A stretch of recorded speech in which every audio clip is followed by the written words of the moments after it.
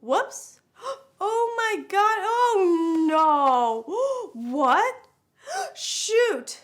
Those might be some of the worst things to hear as a chemist. When you're dealing with finicky solutions and compounds that like to go boom, or have the ability to asphyxiate a person in mere seconds, mistakes just shouldn't happen. But spend enough time in a lab run by humans who make human errors, and well, hopefully you're not in the front row for the show. But every so often, a human error is just what we need to move the needle of science to highway acceptable speeds. I don't think you have any idea how fast I really am. That's right, today we're talking about chemicals that were discovered on accident. These discoveries in turn are used in everyday life for anyone in a civilized society. Starting off with the good old pop powder, bang dust, black snow, grains of boom boom, or as it's known to the world, gunpowder. Yes, the propellant that's been used for most of its history to hurl little chunks of metals into us didn't start out that way. Gunpowder is a mix of three things: sulfur, carbon, and potassium nitrate, or by its old name, saltpeter, KNO3. And back in ancient China, it was used in combinations with herbs as medicine for, I don't know, just about anything but hemorrhoids, I hope. Anyways, it was discovered by monks who were looking for the famed elixir of life.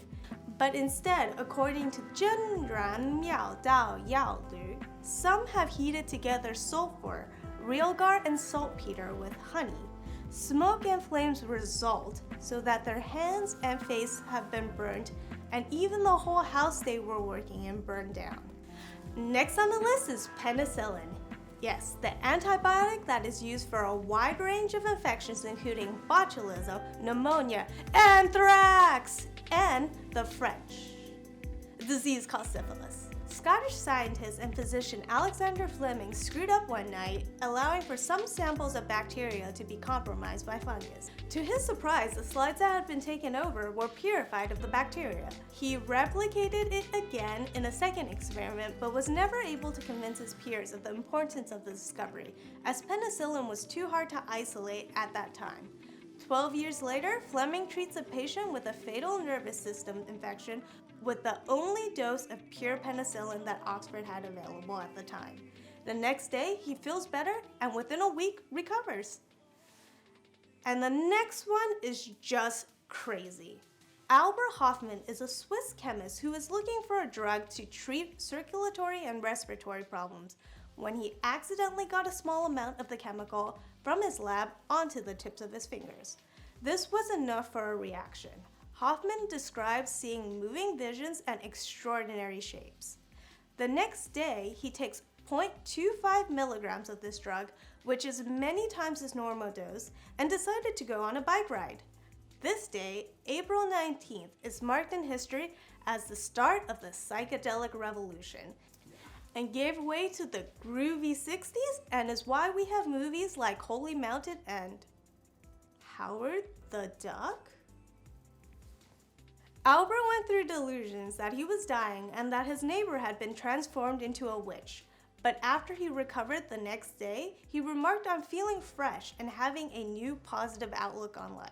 But one really shouldn't be taking mystery chemicals, and he definitely was the luckiest person to ever YOLO a potentially harmful compound, in my opinion. Number 4 is sure to ignite your senses. In 1826, pharmacist John Walker is mixing ingredients in his practice. Because of his laziness, he fails to clean his mixing stick, and when he returns to it, he finds a hardened lump had formed at the end of it. When he tried to scrape it off, it set on fire.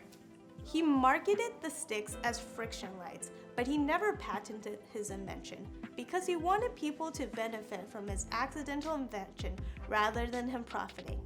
Nice guy. And last is a drug known as Syndenophil, or more commonly known as Viagra. Viagra actually started out as a treatment for high blood pressure and heart disease. But after its first round of trials, researchers found that the drug had little effect on blood pressure, but had another uplifting effect on all the men in the group. After everyone was done stifling their laughter, they rebranded the drug to treat erectile dysfunction, and men over 50 all over the world joyfully high-fived each other as they went home to their respective partners. And that's it for this episode. Thanks for watching, and don't forget to subscribe. See you next week on Molecularly Crystal.